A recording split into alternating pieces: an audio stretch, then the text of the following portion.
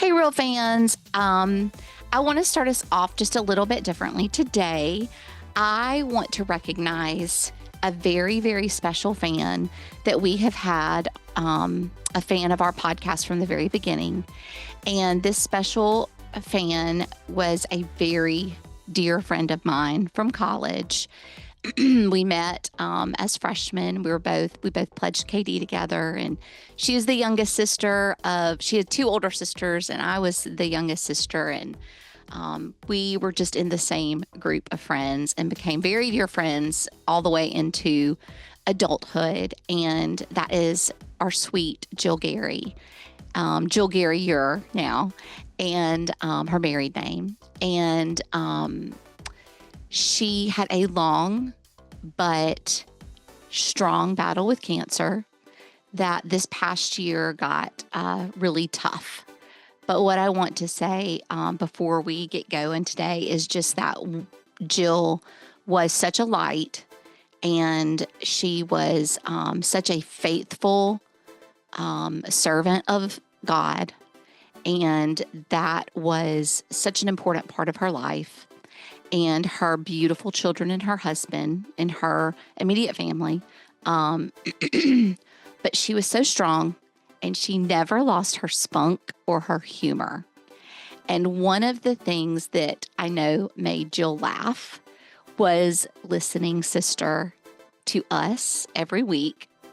And I think we resonated with her a little bit because of her relationship with her sisters. Yeah, probably took her back down memory lane. With her sisters. Well, I say let's just dedicate this entire podcast to her.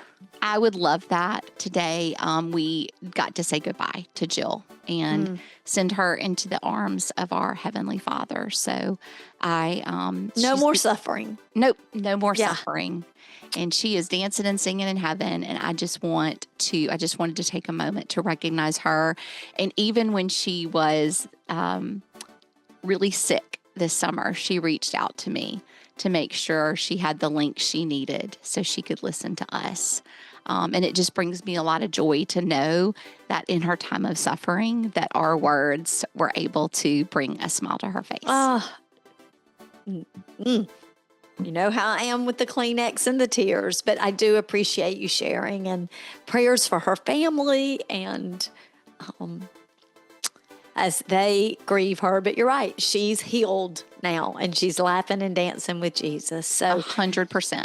Shifting gears in a major way, as we dedicate this episode to Jill, I say we hop in. And of course, we hop in always with looking back before we look forward. And last week, we unpacked all the highs and lows and heartbreaks of About Last Night, love, laughter, and a whole lot of crazy 80s. And this week, we're trading romance for a mystery that's part comedy, part crime, and completely unlike anything that came before it. And I have to say that I was just talking to our friend Kelly about this movie today. Our Gremlins girl. And we were just talking about how we thought this movie was just the coolest thing ever. Yeah. Well, it's a movie that blended two worlds, real and animated, and somehow it made movie magic. That's right, real fans. Today we are rewinding to Who Framed Roger Rabbit. I'm Amanda. And I'm Missy. And this is Real Sisters Rewind. Join us as we go back to the 80s. Hey, real fans. Welcome back to Real Sisters Rewind, back to the 80s. We're two sisters who love movies and love taking you back to the ones that defined a decade. Yes. And if you're enjoying our podcast, we would so appreciate it if you would subscribe, leave us a 5-star rating, and even write a quick review. And when you do, take a screenshot and email it to hello@realsistersrewind.com because we're sending Real Sister stickers to everyone who shows us some love. All right, real fans, let's rewind to 1988 and step into the zany, truly groundbreaking world of Who Framed Roger Rabbit. Who Framed Roger Rabbit hit theaters on June 22nd, 1988. I was 11 years old, still young enough to think cartoons were like real, but old enough to know something special was happening with this one. It wasn't your typical animated film. Yeah, I was 19. I was finishing up a year of college, and it wasn't a movie that I necessarily wanted to see. However, everybody was talking about it. I probably thought I was too cool to go see it, but I did see it in theaters. Did you? Yes, it was a big deal. It was a really big deal. Yeah. I actually, you're going to probably say this isn't true, and maybe it wasn't your first time to see it, but I feel like I saw it in theaters with you.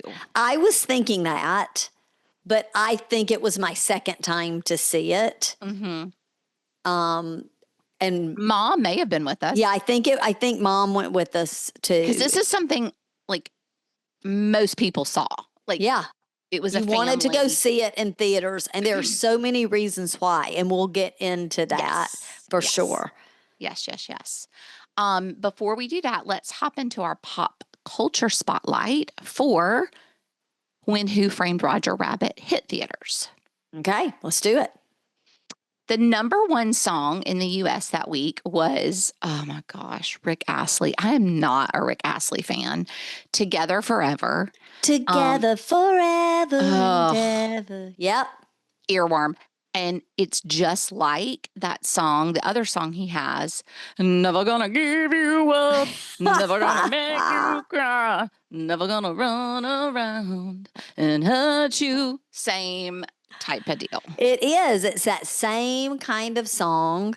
And honestly, this is one of those lists where when I look at the top 10 from that week, I'm familiar with some of them, but they're not like that great. But I will say this. There's one that sticks out. Yes. Song. It wasn't in the top 10. It was number 11, but it was Pebbles.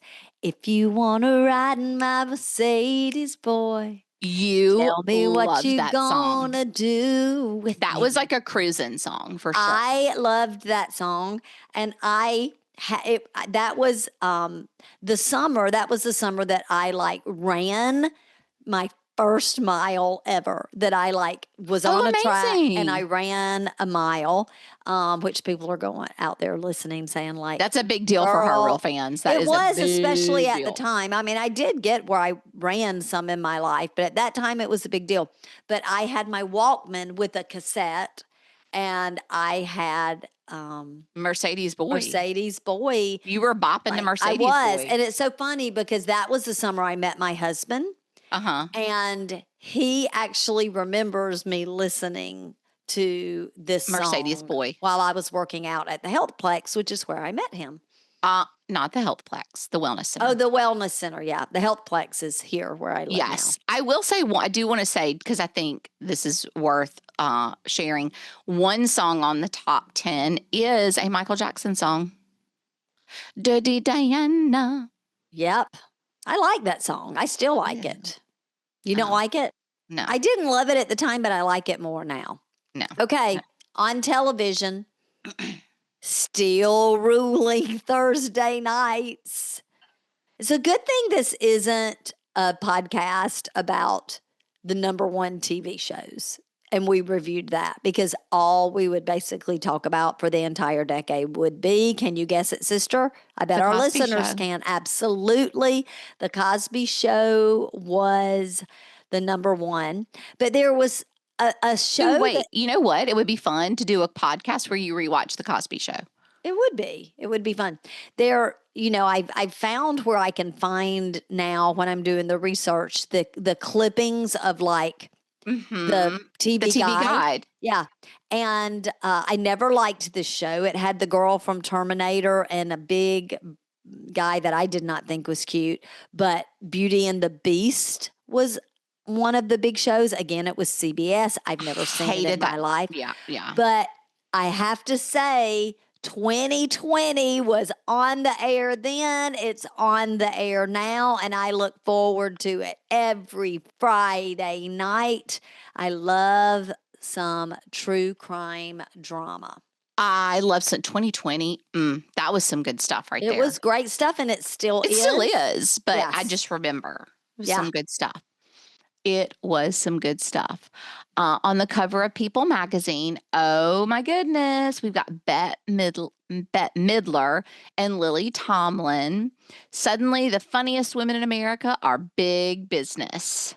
And Princess Diana's mom and stepdad were breaking up. I mean, I'm not quite sure why that. Well, anything about Diana Yeah, that's true. was going to But make the news. I right, mean, that was the sure. thing. Bless her heart, anything God love her. God um, love her. was going to be in the news. Did you see Big Business?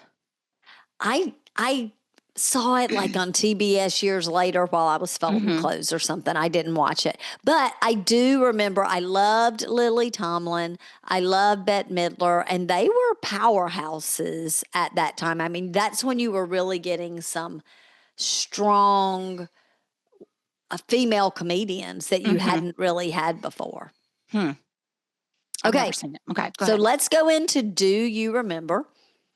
Do you remember? That's right. Now, this is one I kind of remember.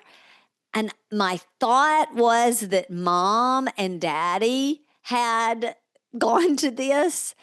And God rest his soul, our daddy was already dead. And so Passed, when I yes. told Mama, I was like, didn't y'all go to this? But it was when Mike Tyson, who, he Mike Tyson, held yeah. on. Yeah, he's Mike Tyson, and he held on to the heavyweight crown because there was this huge fight with Michael Spinks, and it was in Atlantic City, and people were flying out to it and all of this, and Mike Tyson knocked out Michael Spinks in the first 91 seconds. So if Crazy. you can imagine, Amanda, it would be like us going to a concert and hearing, one song. 1 minute and a half. Something happened. Yeah. Not even minute and a half of a one song. full song. But what was so funny is whenever I was doing the research when I was at Mom's, and so I asked her about this, and she's like, Missy, your daddy wasn't even alive. And we got tickled. I don't know why we got tickled. I guess thinking about them going Just to the thought. they did fly out once to Dallas and go to a fight or Vegas. And they went to a fight, but it's just like, But it wasn't if this it was a one. Mike Tyson fight, Mama and Daddy were there. And so I wasn't even thinking. So that was But fun. it's funny too. I mean, I was going to say he was such a fan of boxing. Yeah, he was a huge He fan of watched boxing like every night. Oh, yeah. He there was a- loved him some boxing. So that, So totally that's where my tracks. mind went. Yeah. So, it and I tracks. do remember this, but I obviously remembered it wrong. But I do remember this being a big deal. Do you? I do not. I do not. I mean, I do didn't remember do Mike Tyson being a big deal, but I don't remember this in particular. Okay. Do you remember where people would come out of a movie? Like it would be a commercial for the movie. Okay. And people would come out and the commercial would be them giving their review for the movie. Oh my gosh, yes. I do remember that. It was a big deal, and they'd be coming like, oh, I was so scared and all the stuff. And what's cool about that, and I'm just thinking of this when you said that, when Batman came out, I think it was in 89, because that's one Chris really wants us to do, my husband. And when we came out of that movie, it wasn't a commercial for like National Batman, but the local paper interviewed us about the movie. And so we were featured in the newspaper. And of course, he was thrilled. And that's when we were dating, and I'd go to superhero type movies. Sure. Now I avoid it like the plague. Although I did see the Superman that was out recently, and it was okay. I don't think they could do this now because there's not enough good movies out for people to come out and be excited. Agreed. But I totally remember it was almost like we're on the scene. Like, what did you think? And they would get different We're on the snippets. scene of Who Framed Roger Rabbit. What That's do you right. think? That's right. Okay, I have another Do You Remember? Okay. And you don't see much like this anymore. You can find it sometimes, especially in the South. But do you remember restaurants Okay. like Bonanza or Western Sizzler? The Sizzler. Yeah. Okay. And I even went to, I remember it may have been one of our cousins, like their rehearsal dinner there at the Sizzler. I don't remember that, but I kind of do though now that I'm Well, I was a saying it. flower girl. And so Yes. I remember it was at the Sizzler. And I The tell one on you Hardy what, Street by USM. yeah, I know exactly which one you're talking about, and I'm remembering that now. But I can tell you when like the Bonanza opened, which is now on Hardy Street, like where Crescent City is, it was like right in there. Oh, there was a Bonanza There in was a Bonanza right in that area somewhere, there? Okay. and we thought it was the greatest thing since sliced bread. The potato bar. You would go through and you'd pick out your steak and you would get a Wait, baked you would potato. pick out your steak? Well, yeah, they would like It was like a sear it. walkthrough like Chipotle or Chipotle? It was a walk through. So it was like a Subway steakhouse. Yeah, and they would give you like a number and you'd go the salad bar. Like that was the first time like salad bars. See, I were don't so remember great. any of that. Salad bars and potato bars. And it was so phenomenal. And then they'd bring you out your steak. And Wait, did you just say phenomenal? it was at the time, but what I was about to say is I would be hard pressed to walk in the door of something like that today. Is it how much like a Golden Corral is it? Probably very much Similar? like that. I mean, I think Golden Corral and Barn Hills Buffet and all of that mess It's kind of like is in that same. probably off of the Bonanza and Sizzler kind of model. People in the 80s Although it wasn't loved, all you could eat. I was about to say, people in the 80s loved a good buffet. 80s and 90s. True. I mean, and in the South, some of them still do. Mm-hmm, girl. Mm-hmm. All you can eat. That's right. Okay, so let's dive in and talk a little bit about the movie, sister. Yes. I just also have to say to my real fans, excuse me, because my voice and my cough, I am getting over being sick. So We both are. that's right. So bear with us if I interrupt with a cough. Okay, so the screenplay is by, let me just say really quick, I thought this was, after rewatching it, such a smart movie. Mhm. And the screenplay was by Jeffrey Price and Peter S. Seaman, and it was based on the 1981 novel Who Censored Roger Rabbit by Gary K. Wolfe. I think that's funny that his name is Wolf. And I it's do like, too. Right? Well, I had found out, and when I was doing my research, that the novel was much darker Mhm. and it featured comic strip characters instead of like animated ones. Mhm. Disney bought the rights in the early 80s, I think it was 81, and turned it into the version that audiences know today that's a little bit lighter. It's a lighter take on it. And then, of course, it was directed by Robert Zemeckis, who is Woohoo! a brilliant director. He directed some of our favorites and some that we've covered. Yeah, like Back to the Future. Back to the Um, Future. Yeah, he was coming off of Back to the Future, in fact.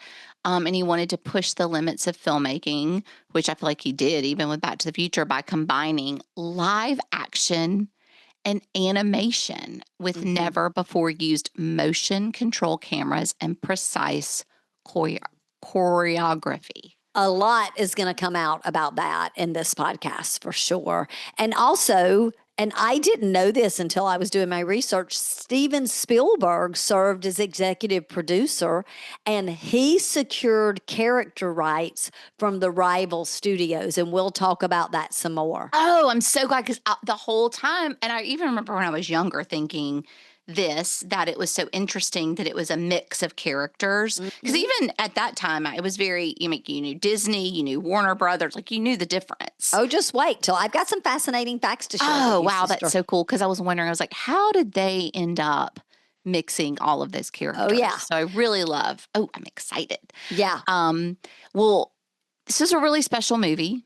And, it takes a while to get special things done. It took nearly 3 years. Yeah.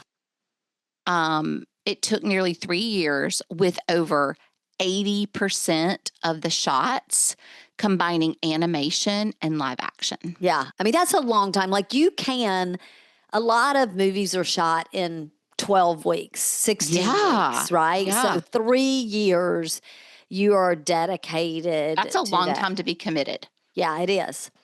Well, let's talk about some of the stars. I mean, let's start with Bob Hoskins as Eddie Valiant. He was the hard-boiled private detective, and he actually studied mime and animation for months so that he could see the cartoon characters. Like he was really like into wanting to make it real. And they say so much that after filming, he hallucinated about tunes for several weeks. Like you talk about you're in it. That's really a fascinating fact.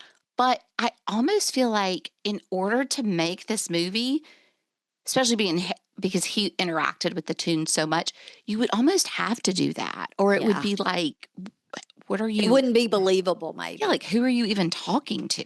Yeah. Well, his daughter, after when she saw the movie, she didn't talk to him for weeks because I guess maybe it's because he was so into it. She thought he had like really worked with cartoons and hadn't introduced her. That is adorable. I know. So that cute. is so cute. I love that. Well, there was definitely a bad guy. Christopher Lloyd plays Judge Doom. And that's interesting with the Robert Zemeckis connection in Back to the Future. Yeah. Because here we have I had that same thought. Yeah. Popping in as Judge Doom. He refused to blink on camera to make the character more unsettling, and his glowing eyes were enhanced with animation. Do you remember and I guess it wasn't controversy, but people were talking about it. There was one of those Jesus movies that was filmed, and I think it probably was back in the 80s, maybe 70s, but I feel like 80s.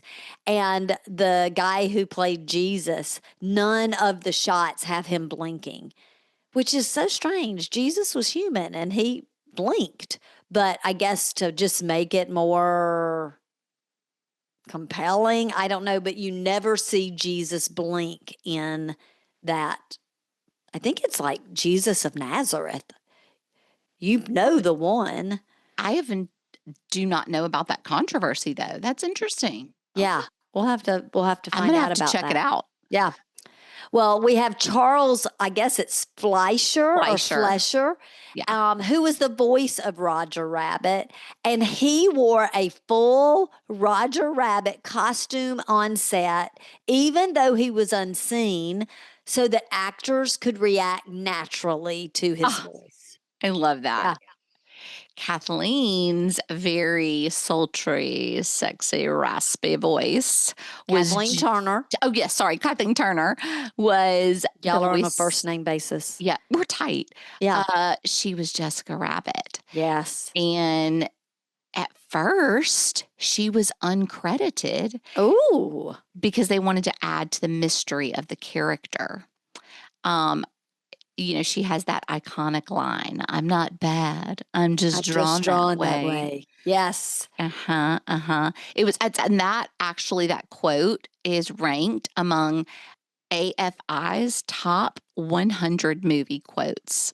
I think that's American Film Institute. Hmm. Yeah. And I think that is very fitting because as soon as she said it in the movie, I was like, oh, I remember. I still say that. Like if I do something that's like mischievous or something, I'll like look to Chris and I'll say, I'm not bad. I'm just drawn that way. It's a great line. It is a great line.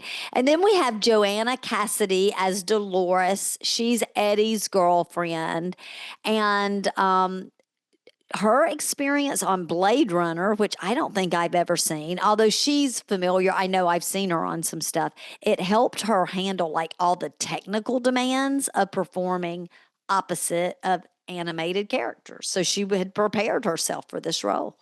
Well, don't say you haven't seen Blade Runner because there's probably a lot of real fans that are fans of Blade Runner. Well, it's sort of an just because iconic. they're fans doesn't mean I have to be. I'm not. I'm me either. So No, it's not my kind of film. no. It was rated PG. Disney released it under the Touchstone Pictures brand to appeal to adults instead of under like the Walt Disney Disney brand. with Tinkerbell coming out. Mm-hmm, Yeah. Well, it seemed a little long, and it is a little longer than our sweet spot. It's an hour and 44 minutes, which long for animation. It is long for animation. And the budget, sister, was $50 million, which was a lot of money then. As a matter of fact, which makes sense. It was the most expensive movie that had ever been made at that time. Really? Yeah. Mm-hmm. It doesn't surprise me. Or maybe it was that year, but it was the most expensive of something. I should have real taken fans. a better note there. We do the digging. We do the digging, so you don't have to. It was the most expensive ... Exactly. Something. Just leave it there. Leave it there. It doesn't surprise me though, because you're talking about, of course, live actors, sets, also animators, and all that goes into making an animated motion picture, which is a lot. Yeah. Well, luckily, it did gross worldwide $329.8 million. Ooh. And it became the second highest grossing film of 1988 behind Rain Man. We will definitely have to dig into Rain Man. I know. I can't wait to do it. Well, it did win some awards. It actually won 3 Academy Awards, all to do with like editing and sound effects and visual effects. It actually also received a Special Achievement Oscar for animation direction for Richard Williams, and it was nominated for Best Art Direction, Cinematography, and Sound. And all rightfully so. Yeah. I mean, it was an incredible feat. All right, real fans, grab your trench coat and your sense of humor, because the lines between reality and cartoon chaos are about to get blurred.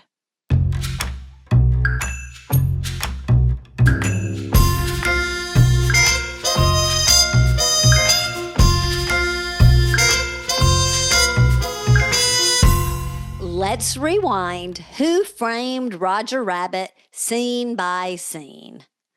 Okay, real fans and sister, I guess what I want to say is this movie, it was actually super entertaining, I thought. But there's a lot going on here. There is a lot going on. So y'all bear with buckle up. us buckle up and bear with us as we talk through this, because there was a lot happening as we were rewatching this one. I should say, as we were enjoying rewatching this one. So the film opens with Roger Rabbit, the cartoon. It's like you're watching a cartoon. Right. Something's cooking. Yes. And I just wanted to make sure it's important to name that, because that's how Roger Rabbit, we find out, is actually a famous tune. But it is, as you're watching it, you're like, oh, this is like a Warner Brothers cartoon. Like, yeah, it was so good. What we used to watch. Not the Disney cartoons, but the Warner Brothers with like Saturday mornings. Yes, with like just the silly, stuff falling on the head and Slapstick. Thank you. Slapstick. Sure. And so it was really a throwback to those type of cartoons. More than 55,000 hand-painted animation cells were used. New ink and paint techniques were invented just to create realistic shadows for these animated characters in Something's Cooking. Yeah, because even though it looked really vintage, there were a lot of new pieces of technology into it. Well, what I love about the scene is like we're watching it and we think, or I thought, even this time watching it, I had forgotten. Like I thought it was like an intro cartoon. Sometimes they'll have that, like the Pixar's will have that often. And so when they cut, we realize that we're like actually in the movie, and the baby in the cartoon is not a baby, and the director is all mad at Roger Rabbit because he's messed up the scene again. Yep. And this is just hilarious because like the baby pops up and he's smoking a cigar and he's like, don't worry about it, Rabbit, or whatever. Like it's just so funny. And about this time, we figure out that it's Hollywood 1947. And after the failed attempt at the scene, and, like you said, the director's mad at Roger Rabbit, the studio owner, R.K. Maroon, hires a investigator, Eddie Valiant, to investigate rumors that Roger Rabbit's glamorous wife, Jessica Rabbit, is having an affair because he's not performing up to his previous standards. So his performance is what's leading Maroon to be like, something's fishy. We need to hire a detective. Yeah, we need a detective to see what his wife's up to. Well, I know we don't actually see Jessica Rabbit here. No. But just throwing it in there that her look was inspired by like Rita Hayworth and Lauren Bacall and Veronica Lake. And so those were big stars at the time. And so that is what inspired her. And when and you see her, that when you see it. It makes sense. Yeah, for sure. Of course it does, for sure. Yeah. Well, we don't really know why, but we can tell. He tells us that he doesn't. Eddie tells us the detective that he doesn't work in Toontown, and we don't really know why. We don't know what the deal is, but he's adamant he doesn't work with Toons anymore. But he says, "Fine, I'll do it for $100." Yeah. I just had to add this because it was so funny because this is one of those moments because I'm already thinking as we're watching it, it's very Warner Brothers, right? The cartoon was very Warner Brothers slapstick.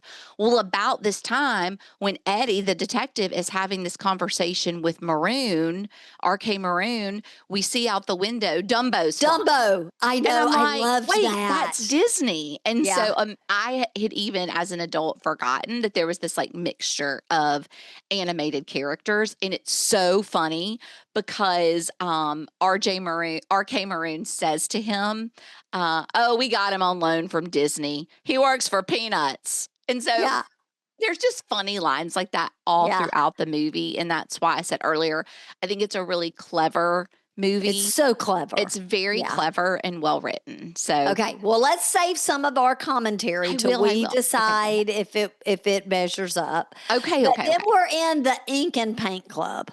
Yes. And the Ink and Paint Club was actually modeled after 1930s Los Angeles supper clubs, right? Yes. And Eddie travels to the seedy human-only club where we find out about his issue with toons. And apparently a toon dropped a piano on his brother's head and killed him. And while we're in the Ink and Paint Club, sister, we see dueling ducks. We see Donald Duck and we see Daffy Duck on the pianos. Yes, which was again funny. Yes. with the two different companies of drugs. Yes.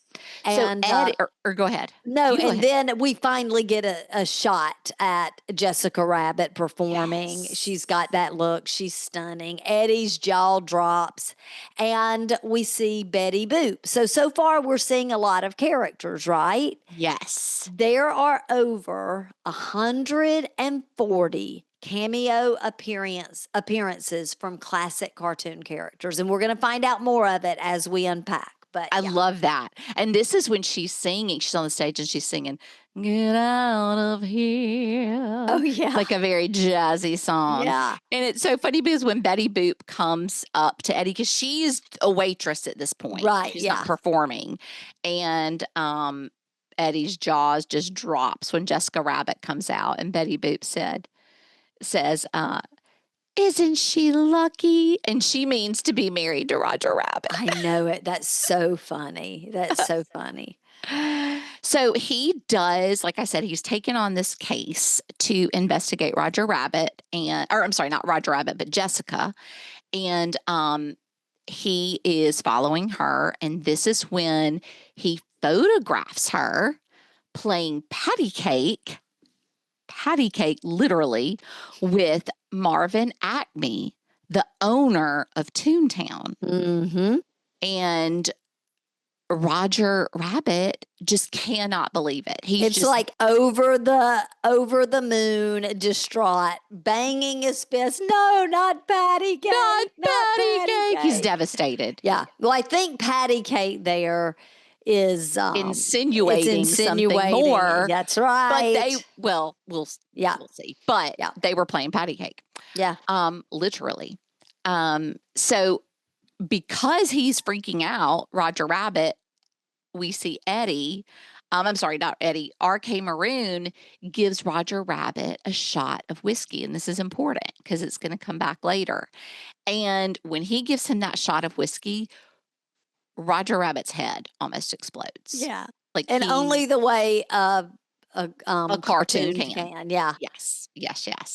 And we see Eddie back at his office looking through old photos. Reminiscing of fun times with his brother Theodore.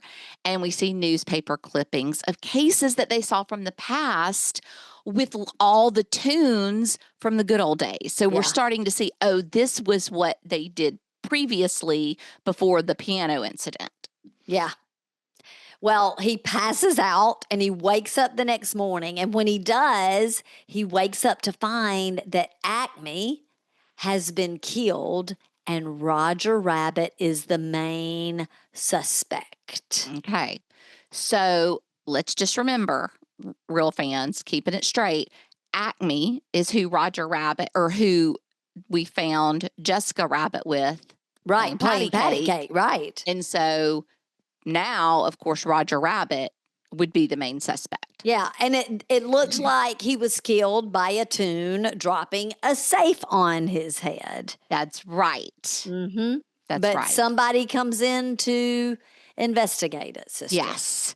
The Toon Patrol, which is a gang of weasels. Oh, I can't stand looking at them. They're assigned to the case, and Judge Doom is their leader, and he's quite sinister. Now, I do have to tell you, and I think I made a note about this later, but I'll just go ahead and say it here. The weasels in this reminded me of the hyenas in The Lion King. Yes. They're I like totally a similar see vibe. that. I didn't think of that, but I totally, now that you say it, that's who they reminded me of too. And I didn't like them in either movie. Mm-hmm. Mm-hmm. It's really funny because they're trying to collect evidence and they're messing around with all the Toon stuff. And there's like a black hole. There's like a black hole that they stick to the wall and you can go through it. And then there's all the squeaky shoes get loose. And it was really cute. It was fun. And then Jessica slaps Eddie because she's mad about the photos. So she's got comes in and she's blaming Eddie, thinking that all this is his fault. And just as Eddie is picking up a piece of evidence from the ground, That's when we meet that creepy Judge Doom, who was Doc from Back to the Future. And you just know from the beginning he's clearly evil. Yes. Um, he was very creepy and scary, and he had something called the dip. Yes. And this is when we see the demonstration of the dip, Yes. because this is what because we are learning through just conversation in these scenes that there's really no way to kill a toon. And that's what they've Right. said. You think about all this stuff always would happen to cartoons back in the Right. day, and they would, they always come back. You think of Like the Roadrunner being hit by yeah, trucks on the yeah, highway. Wile E. Yeah. Coyote, all Right. that. And they Yeah, it was find Wile E. Coyote. It wasn't the Roadrunner. I don't think he ever got killed. no, he probably did. So this is where we find that Judge Doom has discovered a way to kill toons. He has Yes. got this dip where it's this like disgusting stuff in a barrel. I think it's like black.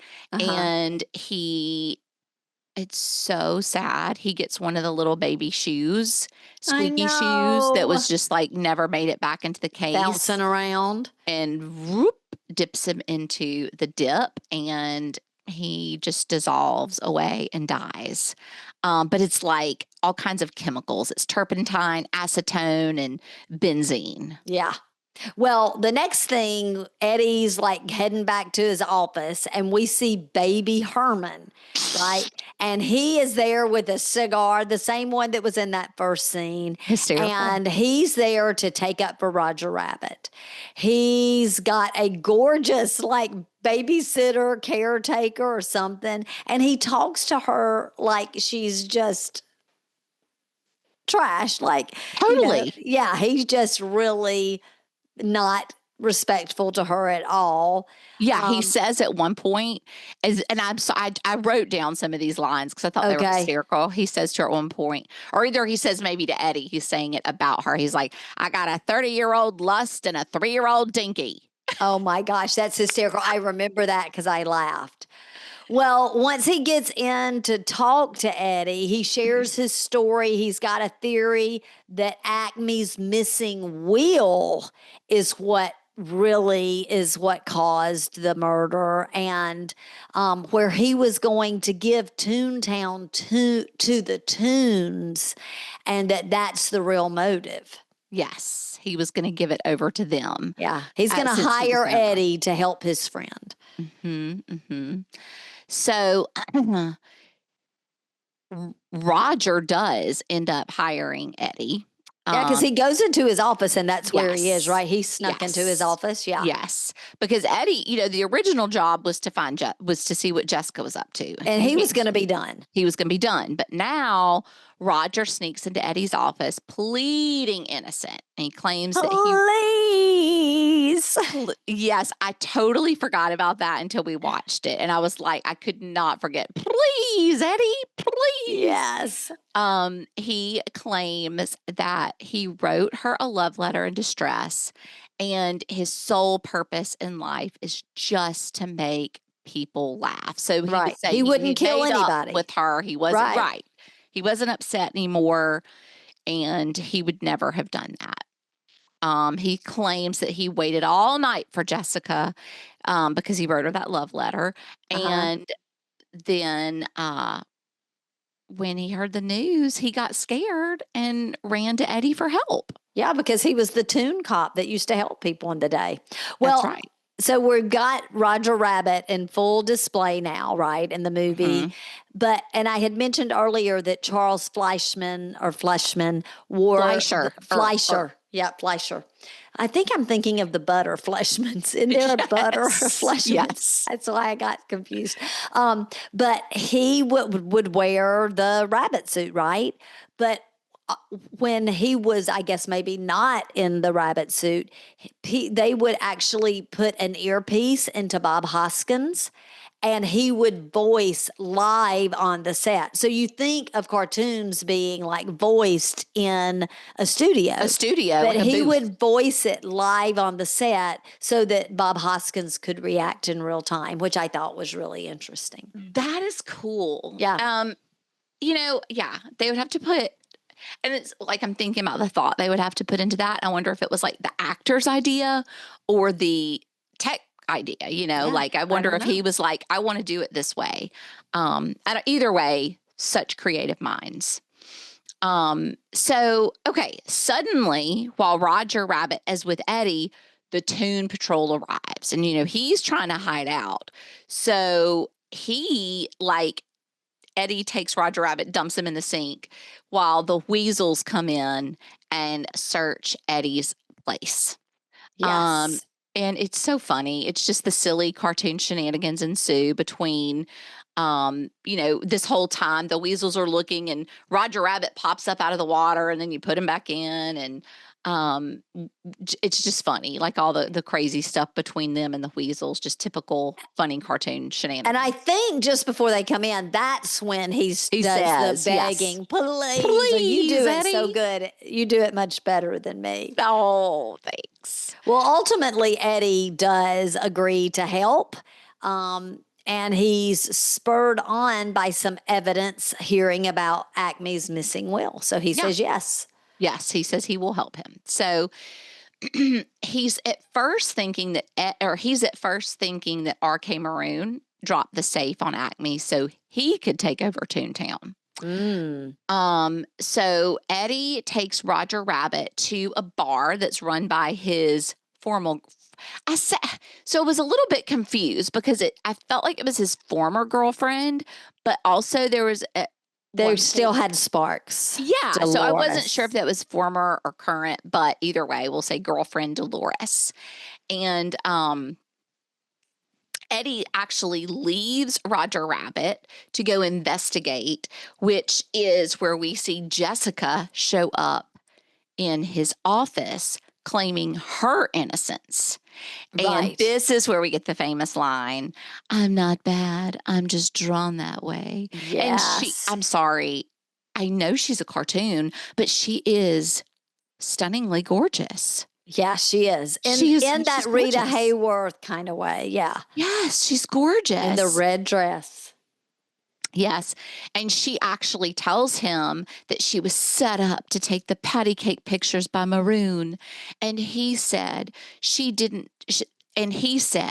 didn't, her husband would never work again and she would do anything for her husband. So she was I just love how you're telling the parts about Jessica Rabbit in a Jessica Rabbit voice. Not just the quote, but everything. I love it. Well, you have to. She was basically blackmailed to take the patty cake pictures. And again, I need to reiterate, it was literally patty cake pictures. Right. Literally playing patty cake like you did when you were a kid. Yes. Yes. So she did it because she didn't want Roger to be out of work. So Dolores then shows up with some news about the investigation and catches Eddie with his pants down and she's mad, but it's some cartoon shenanigans. Yeah, it is. So she decides she will help with the investigation and discovers that Cloverleaf Industries, which is a trolley car company, plans to acquire Toontown if Acme's will isn't found by midnight. And so that's the big thing. So that's where we're at. We're like, we got to find the wheel or Cloverleaf's taken over. Yes, Cloverleaf. And I'm just like, Dolores must have been an investigator in her time or an assistant or something too, because she knows what's going on. Yeah. Yeah. So of course they don't want this trolley company to take over Toontown. Well, back at the bar, old Roger Rabbit is doing what he loves to do more than anything, which is entertaining everyone by singing and dancing on the bar. And it just makes Eddie so mad. He gets back there. He throws him in the back in a hidden room, just in time. And Roger Rabbit is claiming that his job is to make people laugh, and he just couldn't help himself. But Eddie was trying to protect him, right? Yes. And he even tells Eddie, the guys in the bar would never turn me in. Yeah, that's And right. he puts him in this back room to hide him, like you said, just in time, because here come Judge Doom and the Toon Patrol. And they're Weasels. the Weasels looking for Roger Rabbit. Well, Roger Rabbit was right, because nobody turns him in. Even one of the guys that you think is about to turn him in, like he's under pressure, he still doesn't. He doesn't throw him under the bus. And so Roger Rabbit's like, see, I told you. It's really funny. It is funny. But Doom does finally find Roger and Eddie at the bar by tricking Roger. And he's like making a noise that gets him out. And Was that the shave and a haircut? Maybe that was, yes. Bits. Yeah, that's what it was. It was bump, bump, bump, bump, bump. They said, and because they say no tune can resist it. Shave and a haircut, 6 bits or 2 bits or whatever it is. Yes, that's what it was. Yeah. And he does finally get him out. And it's a big brouhaha. And in fact, this is where the whiskey came back in, because Eddie tricked him into taking shots of whiskey, because he was about to dip Roger into the dip. Yes. And he was like, wait, let's just have a drink before. And he's like, okay. Yes. And so everybody gets a shot of whiskey, and that sends Roger Rabbit just bouncing all over the place. He doesn't handle his dark liquor well. He does not, but it does help him get away and escape in a toon taxi cab named Benny. And of course, a crazy car chase ensues. And Benny the taxi takes them to a Toontown movie in a theater to hide out. Yes. And they're like in the balcony hiding out. And this is where Eddie tells Roger Rabbit about his brother's death. Like, he explains to him why he doesn't like to work with toons anymore. Yeah. And it's really a sad story. It is a sad story. And he said, but here was the kicker. He never figured out who dropped the piano on his brother's head. All he remembered was that he had burning red eyes and a squeaky voice. Well, just as Roger Rabbit and Eddie are about to make a run for it, Eddie sees a newsreel that tips him off to the connection of Maroon to the murder. That Eddie is quite the detective. So then we cut to Jessica Rabbit locking Roger Rabbit in the trunk while Eddie's upstairs confronting Maroon. So we're cutting to him going to go talk to Maroon. Right. And Roger Rabbit is downstairs, and we see, of course, Eddie doesn't know this, but Jessica's putting Roger Rabbit in the back of the trunk. So at this point, we're like, is she in You don't on know it? if she's We a don't good know if she's girl in or a on it bad or girl. not. Right, Exactly. right. We do not know. So Eddie confronts Maroon, and Maroon confesses he was only trying to blackmail Acme so that Cloverleaf would buy his studio, and he was trying to save the tunes from being destroyed. But before he can say more, he is shot and killed.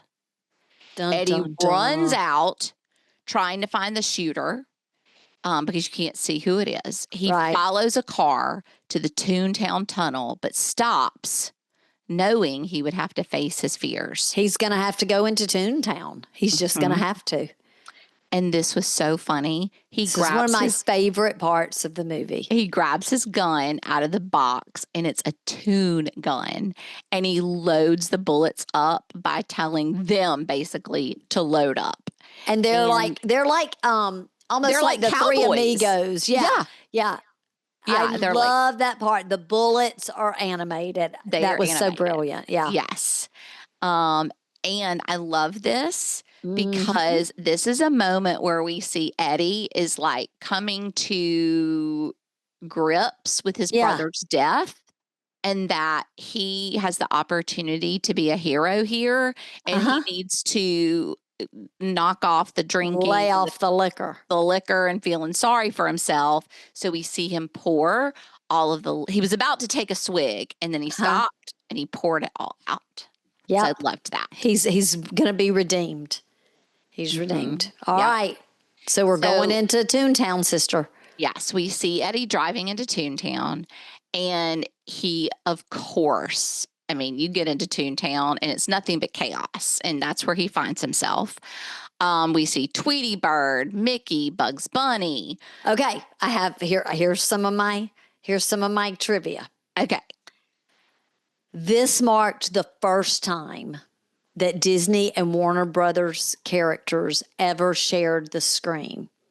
And there was so much negotiating. Yes, for some reason I was thinking manipulating, negotiating, that Mickey Mouse, who's the big Disney one, and Bugs Bunny, the big Warner Brothers character, have the exact same screen time that was negotiated down to the second in this movie. Wow. Like the tunes were a big part of this movie, and maybe even the reason that the movie was so expensive. Oh, I'm sure, because I was just about to say Warner Brothers. So if this is a Disney Touchstone Disney film, they're the ones reaping the profit. I'm sure Warner Brothers, that was definitely in the contract, agreed upon, figured out somehow. Yeah, I agree. Because they weren't going to do it for nothing. And I remember at the time, it was really cool to see them together. Characters together. You know, you've got Porky Pig, and we had the ducks dueling at the piano. It was just a really neat thing to see all these childhood cartoon icons come together this way. And that they lived in Toontown. Like, that's so brilliant. It is so brilliant. I do think that it was a bit of genius to sort of, I don't know how they did it, but figured out we've got to have all the cartoons. Yeah. It's not going to work if we just do Warner Brothers, or if we just use Disney, or we've got to have them all, or it doesn't seem as realistic. And also, just making up other characters wouldn't have worked, because the audience at that time would have expected it to be the characters, the tunes that we knew. Yeah. That we all grew up with. So anyway, I told you I had some fun stuff to share, so I was so excited about that. And I interrupted you just as Eddie was entering the Toontown chaos of Toontown. So take it away, sister. Well, he's pursuing Jessica, and this is where she reveals that Maroon threatened her to pose for the photos. And she also explains that she received from Acme the check she received from Acme was blank.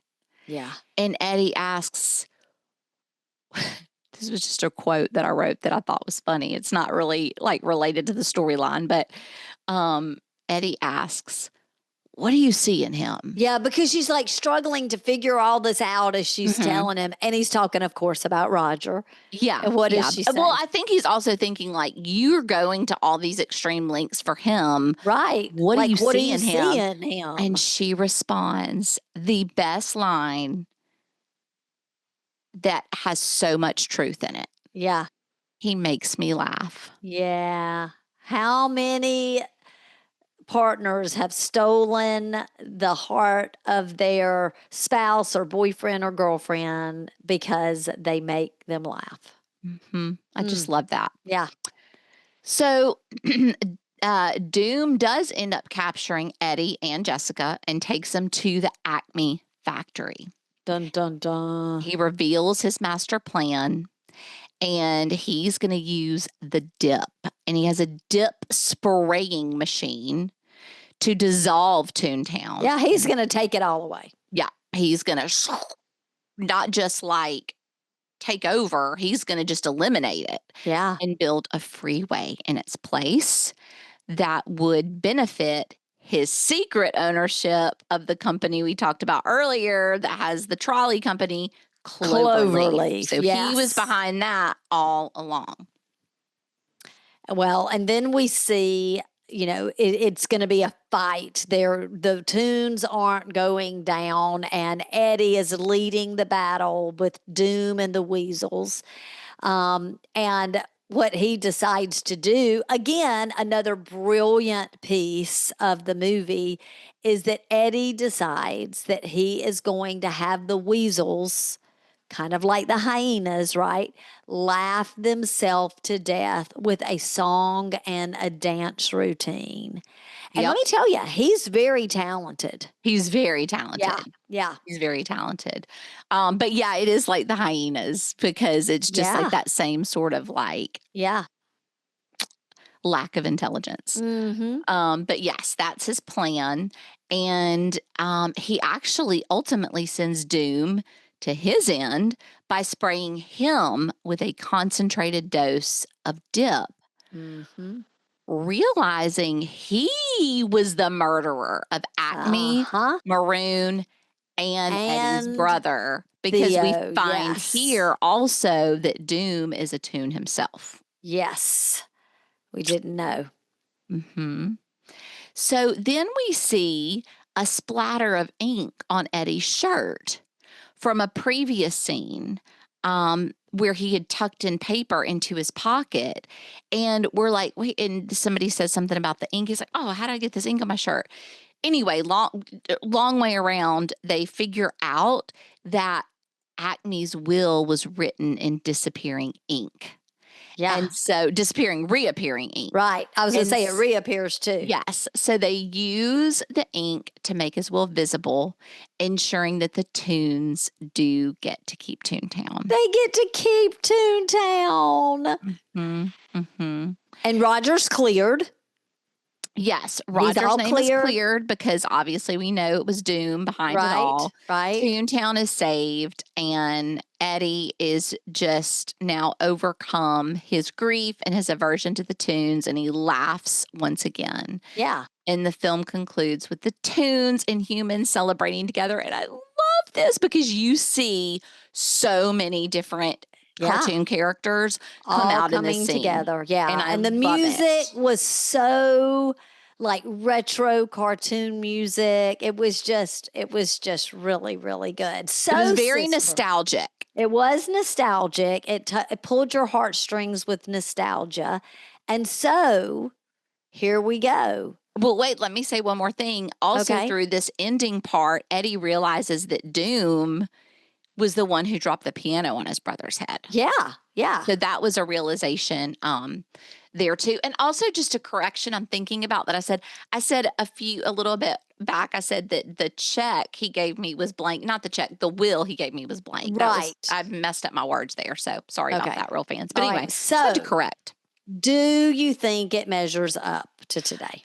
Yes. Almost more than any of the movies we've seen. It's up there with. I do.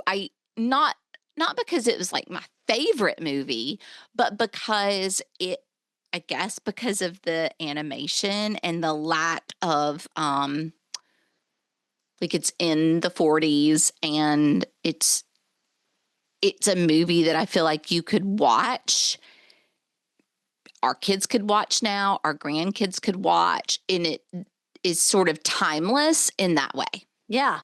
Well, if you think about it, like here we are decades later, and it is still considered one of the most like technically complex films ever made. Super creative. Yeah. And if you think about that scene where Eddie and Roger Rabbit are handcuffed together, like that scene, just that one scene in the movie took like a week and a half to film. Wow. And so it was Dedication. very beyond its time in the complexity of it. And here's the other thing. It reignited an interest in animation, which led to all those late Disney, like The Little Mermaid and all of those newer cartoons that we all fell in love with, that my kids grew up loving. Your Aladdin, kids Beauty and the did, right? Beast, Little And Mermaid, so Lion King. it has to measure up because it had such a profound Impact. Yeah, yeah. Yeah, I agree. I think it was clearly, they had perseverance and dedication and such creativity, and wit, and it was clever, and it just was I was pleasantly surprised rewatching it. I really enjoyed it. Me too.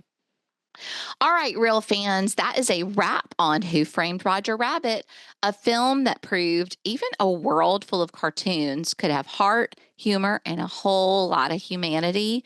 I highly recommend a rewatch of this, or watch it if you never have. I'm going to make my kids watch it. Yeah, watch it with your kids. I'm gonna watch it with my grandbaby girl Kate, see if she'll watch it with me. But now it's time for some clues to see if you can guess what movie we're rewinding next week. Okay, sister. Clue number 1. Our next film takes us from chaos and comedy to discipline and duty. Clue number 2. It's a story about love, ambition, and finding the strength to rise above wherever you come from. Clue number 3, let's just say it has one of the most unforgettable final scene of the 80s. Yes, it does. And song. Yeah. This one's a classic. I can't wait to dive into it next week. Real fans, be sure to subscribe, leave us a 5-star rating, and write a quick review. All right. Well, we will see you next time, fans, next week. That's right. Thanks for rewinding with us. See you next time. Bye-bye. Bye, y'all.